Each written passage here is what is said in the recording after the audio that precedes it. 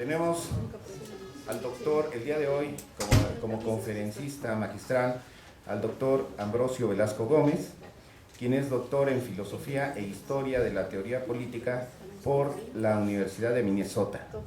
Es investigador titular en el Instituto de Investigaciones Filosóficas y trabaja las áreas de investigación Filosofía de la Ciencia y Filosofía Política.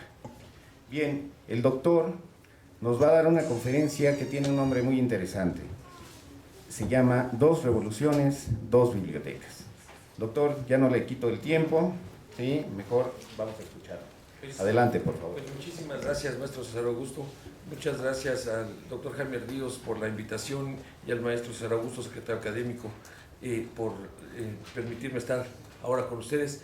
Les pido disculpas porque me puse hasta entrada a la madrugada a corregir mi presentación y dije, la imprimo mañana temprano en mi cubículo y no la pude imprimir, así que tratando de hacerlo se me hizo tarde. Mil disculpas por esto.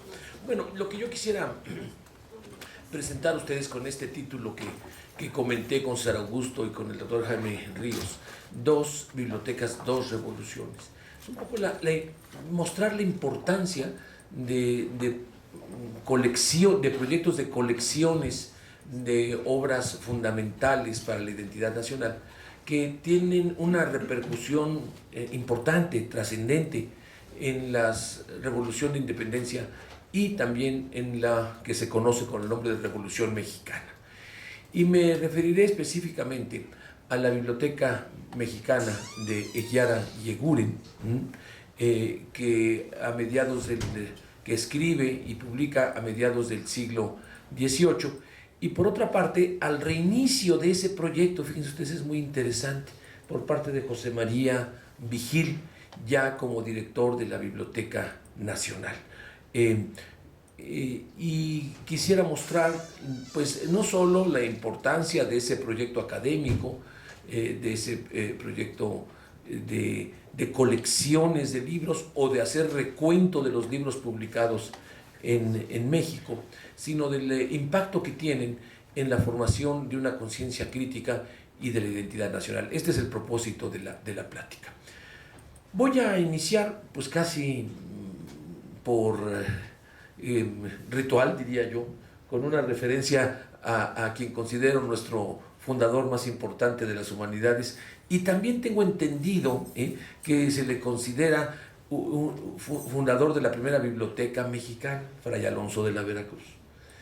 Como ustedes saben, Fray Alonso de la Veracruz, cuando regresa de España, va a defender su caso, lo envían a la Inquisición por su crítica radical a la legitimidad del dominio español y la guerra de conquista, y la crítica a la Iglesia, a la imposición de diezmos. Entonces el segundo obispo de México, Montúfar, le monta un proceso inquisitorio y tiene que ir a defender su causa a España ante Felipe II. Y no solo la defiende exitosamente, sino además recupera muchísimas de las derechos que tenían las órdenes religiosas y que habían sido quitados por los obispos, ¿no?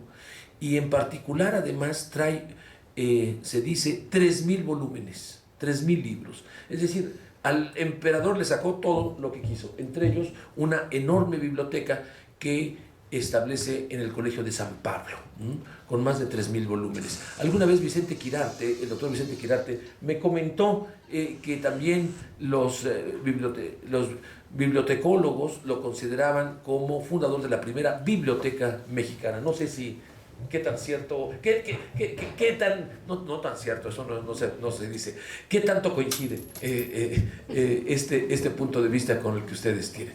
Esto habrá sido hacia 1572, cuando regresa Fray Alonso con todo con 3,000 volúmenes y funda una biblioteca impresionante, que por cierto esa biblioteca fue importantísima para la formación humanista del pensamiento criollo autonomista emancipador. En esa biblioteca estudia y se forma Zapata y Sandoval, Juan Zapata y Sandoval, autor de un libro muy importante que se llama Justicia Distributiva, que publica en 1609. Y ya en ese libro, en el prólogo, Juan Zapata y Sandoval habla a los mexicanos, no habla a los novohispanos, ¿no? Dice, mexicano, te habla otro mexicano que por tu patria lucha. Fíjense qué tan temprano está esta idea de conciencia nacional, porque se dice que la idea de conciencia nacional no aparece sino hasta después de 1810. Pues lo que yo quisiera argumentar es que no, que esa conciencia nacional se empieza a formar desde el siglo XVI, y ya en principios del siglo XVII, en 1609, tenemos ya Zapata y Sandoval. Pero vean qué importante es, pues no solo los maestros, sino también los libros y las bibliotecas que forman los maestros. Como un importante antecedente, yo quisiera referirme pues a esta biblioteca fundada en el Colegio de San Pablo por Alonso de la Vera Cruz hacia 1572, 1573, que es cuando regresa de España. Como ustedes saben, además, Alonso de la Vera Cruz es fundador de la Real Universidad de México y lo consideramos el fundador de la Facultad de Filosofía y Letras. Por eso su estatua estaba desde la antigua sede en Mascarones, en el patio central de Mascarones, y ahora se encuentra en el patio central, bueno, en el Jardín Rosario Castellanos de la Facultad de Filosofía y Letras.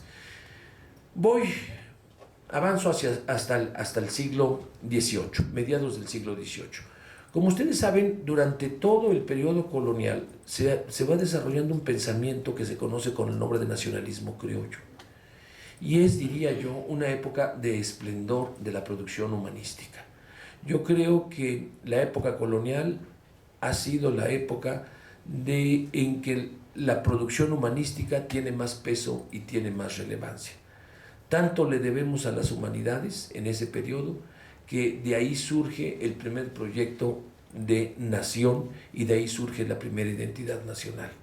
Desde Alonso de la Vera Cruz, Juan Zapata y Sandoval, Sigüenza y Góngora, Sor Juana Inés de la Cruz, es toda una sucesión de brillantísimos humanistas. Y la importancia de lo que se conoce con el nombre de la Biblioteca Mexicana de Yara y Eguren, escrita hacia 1745, es que por primera vez este gran humanista, profesor universitario, y como parte de un proyecto de los profesores de la Real y Pontificia Universidad de México, se elabora un recuento de los principales libros escritos y publicados en México. Desde el siglo XVI, está Fray Alonso, está desde luego Fray Bernardino de Sahagún, desde el siglo XVI hasta hasta mediados del siglo XVIII. Y le pone por título Biblioteca Mexicana. No le pone Biblioteca Novohispana, ni Biblioteca Hispana, ni Biblioteca en Español, no, Biblioteca Mexicana. Y el propósito fundamental de esta biblioteca, que era un proyecto, no está terminada, pero ahora se tienen más de 100 referencias bibliográficas y biobibliográficas durante estos 2 siglos de desarrollo de pensamiento humanístico mexicano en esa biblioteca. Alguien que le ha estudiado muchísimo y rendimos homenaje es don Ernesto de la Torre Villar. Él tiene una edición de los prólogos de la biblioteca de Yara y Eguren, y tiene otra edición también de una antología de esa biblioteca en el Fondo de Cultura Económica y en la propia universidad, ¿no? Bueno, don Ernesto de la Torre Villar considera que la Biblioteca Mexicana es ya claramente una muestra y una defensa de que hay una cultura nacional propiamente mexicana, que es la esencia, el núcleo de la identidad del pueblo mexicano. Esto es sumamente importante porque veamos, en primer lugar, cómo se identifica una producción humanística mexicana, netamente mexicana, y en segundo lugar, cómo esa producción humanística se considera el núcleo de la identidad nacional. Esto que David Brading, este gran historiador del pensamiento y del pensamiento político, filosófico, humanístico mexicano, ha llamado patriotismo o nacionalismo criollo. Y decía que la gran significación que le reconocen don Ernesto de la Torre Villar a esta obra va al parejo de los motivos originales que tuvo Guiara y Eguren y un grupo de profesores universitarios para establecer esta biblioteca. Esta biblioteca se hace en plena disputa del Nuevo Mundo, lo que se conoce con el nombre de la disputa intelectual del Nuevo Mundo. Hay un libro excelente de Gerbis, publicado por el Fondo de Cultura Económica, se llama así, La disputa del Nuevo Mundo, en la que, como ustedes saben, hay toda una campaña. Conforme más crece la cultura y la proyección intelectual de México, más se agudizan las críticas y las descalificaciones europeas. Esta es una muy temprana descalificación de un profesor y de un colegio religioso en España, Martín, que le escribe a un alumno suyo diciendo que no venga a América, que no vengan a Nueva España, que es el país, que es unas tierras en tinieblas, que no hay ninguna cultura, ningún saber, y que es la ignorancia y la barbarie. Esto mismo que decían 2 siglos atrás se sigue repitiendo por parte de los gachupines. Y esto lo consideran los profesores universitarios de la Real y Pontificia Universidad de México una ofensa inaceptable. Y escriben la Biblioteca Mexicana para refutar con creces la mentira que estos españoles hacen hacia la cultura y hacia las humanidades en México. Bueno, estamos hablando de 60 años antes del inicio de la independencia, pero no es tanto lo cercano, sino lo significativo de que ya a mediados del siglo XVIII está claramente perfilado una idea de nación mexicana, y esa idea está construida en las humanidades. Por eso digo que en ninguna otra época de nuestra historia ha tenido tanta relevancia y tanta importancia las humanidades como en este periodo colonial.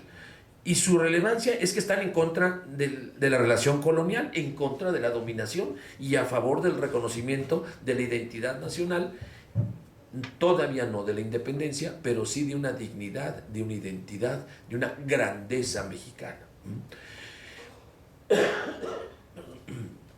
Bueno, siguen a Eguiara y Eguren otros grandes humanistas, como ustedes saben, sobre todo los jesuitas expulsos, ¿no? Clavijero, Márquez, Alegre, y después también otros grandes humanistas que, sin ser jesuitas, sin ser expulsos, también son desterrados, como Fray Servando Teresa de Mier. Pero todos ellos tienen una gran deuda con la Biblioteca Mexicana. Imagínense lo que significa un documento en la que se hacen recensiones biobibliográficas, ¿no?, de todos los humanistas nacidos en España o en Nueva España, no importa, pero que hayan escrito en y a favor de México, ¿no? Es una obra importantísima. Recomiendo mucho los trabajos de don Ernesto de la Torre Villar sobre la significación de la Biblioteca Mexicana. Por eso podemos decir que la Biblioteca Mexicana de Eguiara y Eguren, actualmente Carolina Ponce está haciendo trabajos muy destacados y significativos sobre esta biblioteca. Por eso podemos decir que es un antecedente muy importante, intelectual, humanista, de la Revolución de Independencia. Vamos 100 años después, un poco más, a la llamada Revolución Mexicana. Perdón, es que estoy saliendo de una gripa y aquí hay una importante diferencia que quisiera destacar. Y